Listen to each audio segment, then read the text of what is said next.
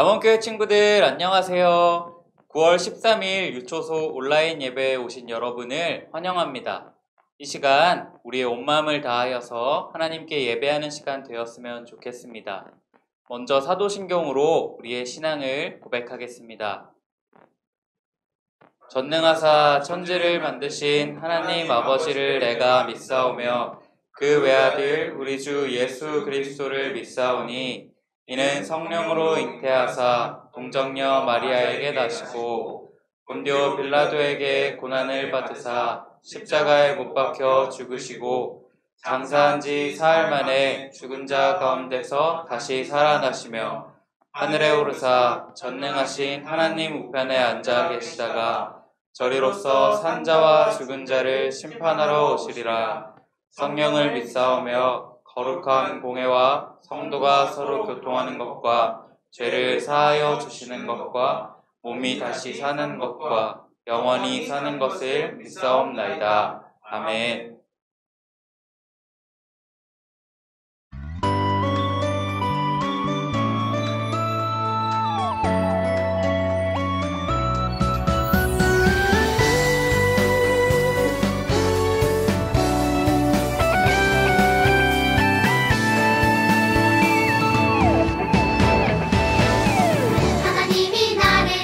바라보실 때 그 눈길 사랑스레 머무는 곳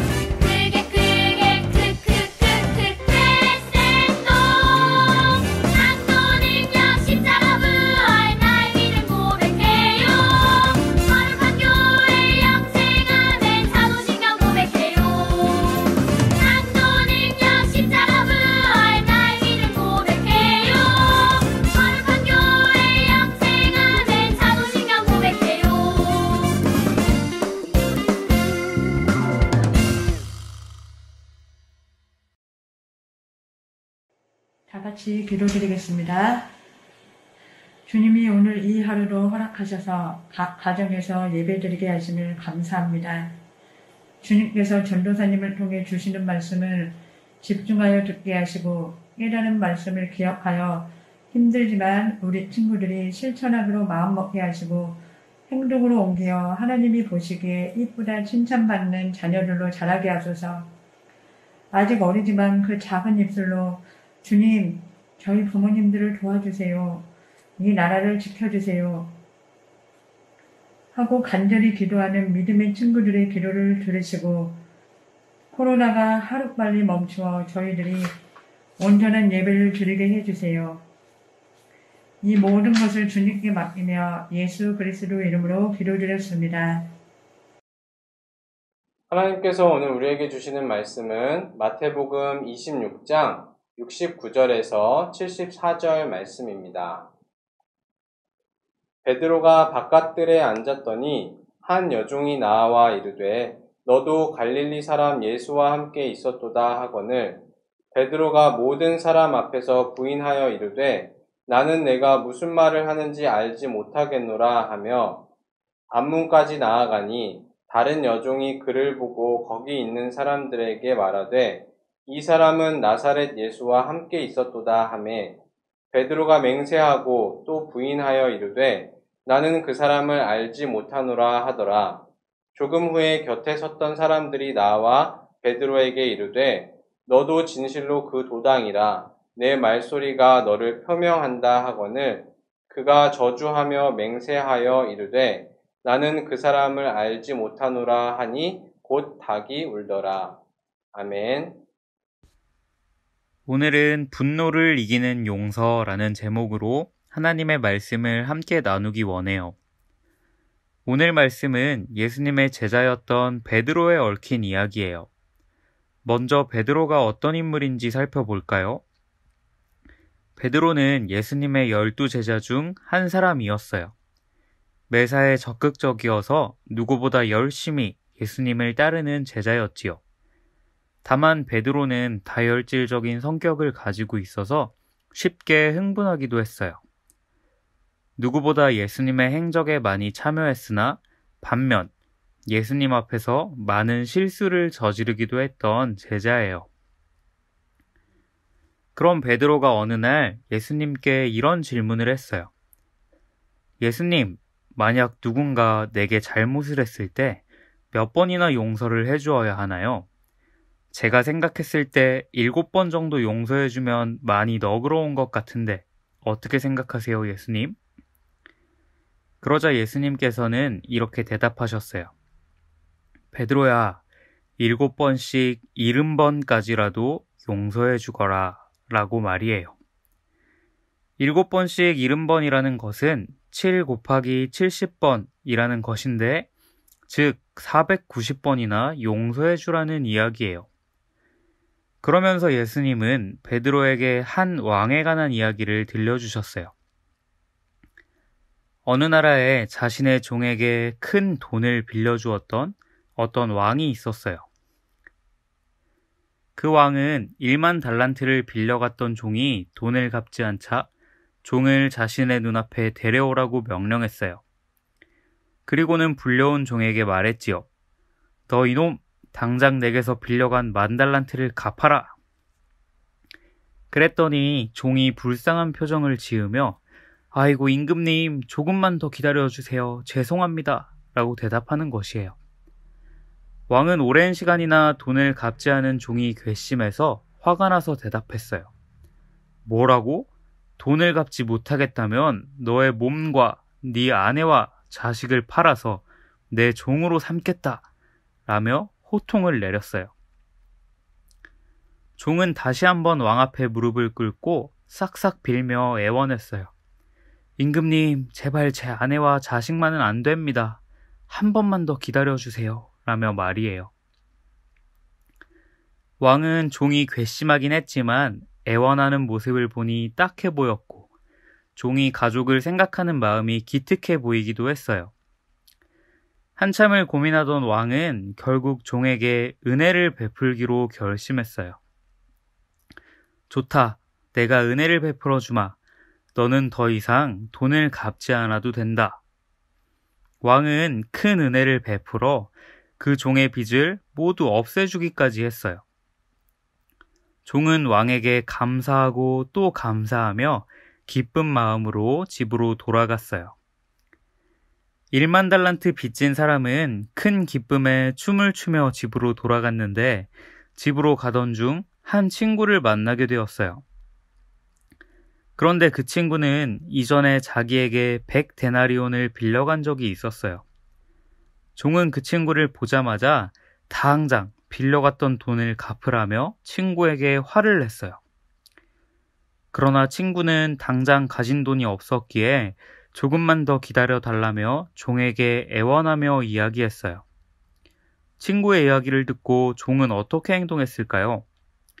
자신이 바로 방금 전 임금님께 큰 은혜를 입었다는 사실은 까마득히 잊어버렸는지 애원하는 친구를 붙잡아 불같이 화를 내며 말했어요. 돈을 당장 갚지 않으면 너를 감옥에 보낼 테다 라고 말이에요.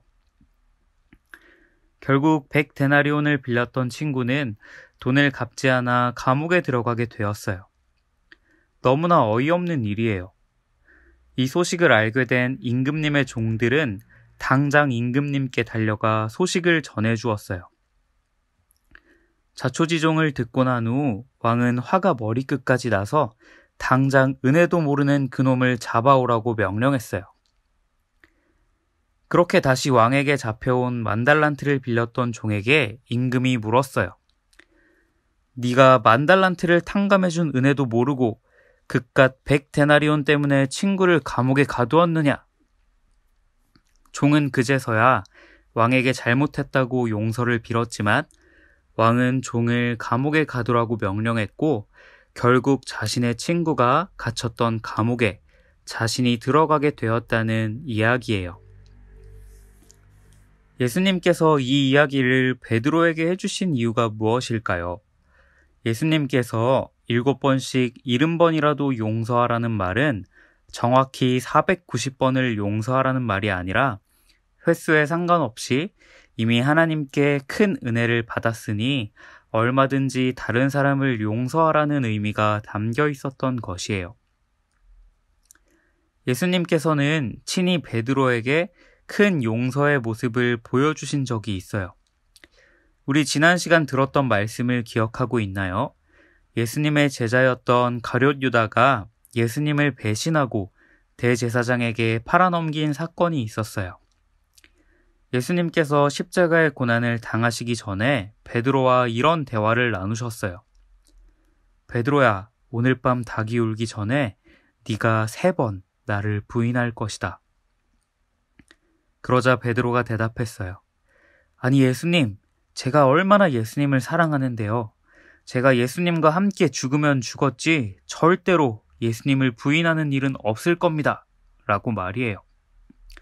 하지만 예수님은 베드로의 마음을 알고 계셨어요. 예수님께서 체포된 후에 제자들은 모두 예수님을 떠나 도망쳤어요. 제자들은 두려웠어요. 많은 사람들이 예수는 죄인이다! 예수를 십자가에 못 박아라! 라고 소리치며 예수님을 잡아갔기 때문이에요. 베드로도 두려웠어요. 그래서 잡혀가는 예수님을 멀리서 지켜볼 수밖에 없었어요. 추운 날씨에 장작불 가에 사람들이 모여 있을 때 베드로도 불안하고 초조한 모습으로 그 곁에 있었어요. 처음에 누군가 베드로를 가리키며 이 사람은 예수님의 제자야 라고 말했을 때 베드로는 덜컥 겁이 나서 나는 예수님의 제자가 아니오 라고 대답했어요. 또다시 누군가가 베드로를 향해 이 사람은 예수와 함께 있던 자다 라고 했을 때 베드로는 또다시 부인했어요. 그리고 3번째로 누군가가 베드로를 의심하자 베드로는 나는 예수를 알지도 못한다며 화를 내기까지 했어요. 베드로가 예수님을 3번 부인했을 때 닭이 울음소리를 내었고 베드로는 그제서야 예수님께서 오늘 밤 닭이 울기 전에 네가 나를 3번 부인할 것이다 라는 말씀이 생각났어요. 누구보다 예수님을 잘 따르고 예수님을 사랑했던 가족과도 같은 가장 사랑하는 제자 베드로가 예수님의 제자가 아니라고 하는 것도 모자라서 심지어 예수님을 알지도 못한다고 하는 상황이에요. 우리 친구들이 예수님이라면 이렇게 행동하는 베드로의 모습을 보았을 때 어떤 마음이 들 것 같나요? 처음에는 베드로의 모습이 실망스럽고 서운한 마음이 들다가도 결국엔 나를 배신한 것에 대해 너무나 화가 날 것 같아요. 예수님은 이미 누가 봐도 화를 낼 만한 상황에 놓여 있었어요. 예수님은 아무 잘못도 없이 사람들에게 잡혔어요.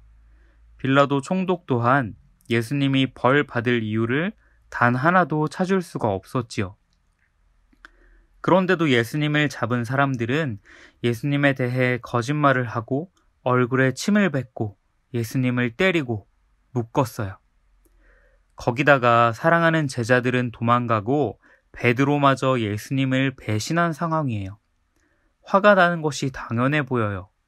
그럼에도 불구하고 성경에서는 예수께서 침묵하시거늘 이라고 말씀하고 있어요. 예수님은 이런 이유로는 결코 분노하지 않으셨어요.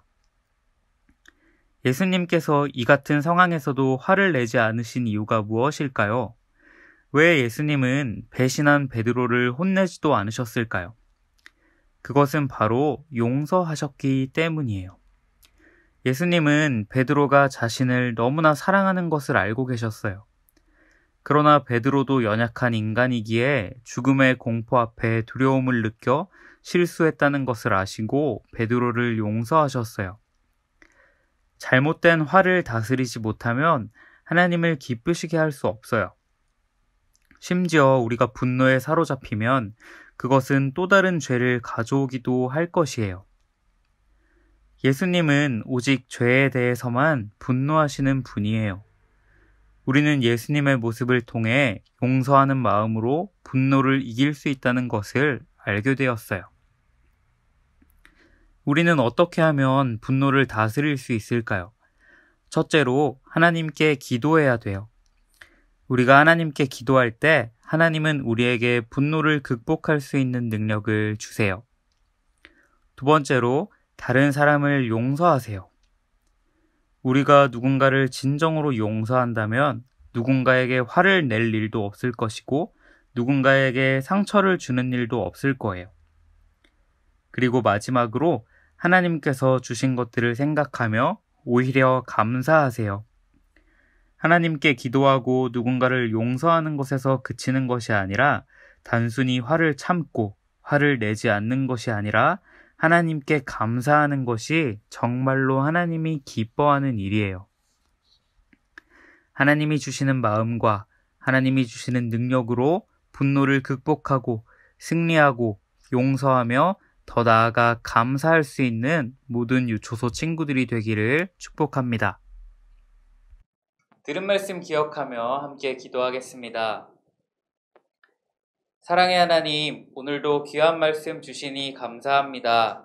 오늘 말씀을 통해 화를 다스리지 못하고 분노한다면 하나님을 기쁘시게 할 수 없다는 것을 배웠습니다. 심지어 분노는 우리에게 또 다른 많은 죄를 가져다 준다는 것 또한 알게 되었습니다. 우리는 예수님을 믿는다고 하면서도 여전히 우리의 감정을 다스리지 못할 때가 많음을 고백합니다. 잘못된 감정이 우리를 지배하려 할 때마다 하나님께 기도함으로 승리하게 하시고 더 나아가 감사로 나아갈 수 있는 모든 유초소 친구들 되도록 도와주세요. 감사합니다. 예수님의 이름으로 기도드렸습니다. 아멘. 이 시간 주기도문으로 예배 마치겠습니다. 하늘에 계신 우리 아버지여, 이름이 거룩히 여김을 받으시오며 나라의 임하옵시며 뜻이 하늘에서 이룬 것 같이 땅에서도 이루어지이다. 오늘날 우리에게 일용할 양식을 주옵시고 우리가 우리에게 죄 지은 자를 사하여 준 것 같이 우리의 죄를 사하여 주옵시고 우리를 시험에 들게 하지 마옵시고 다만 악에서 구하옵소서. 대개 나라와 권세와 영광이 아버지께 영원히 있사옵나이다. 아멘.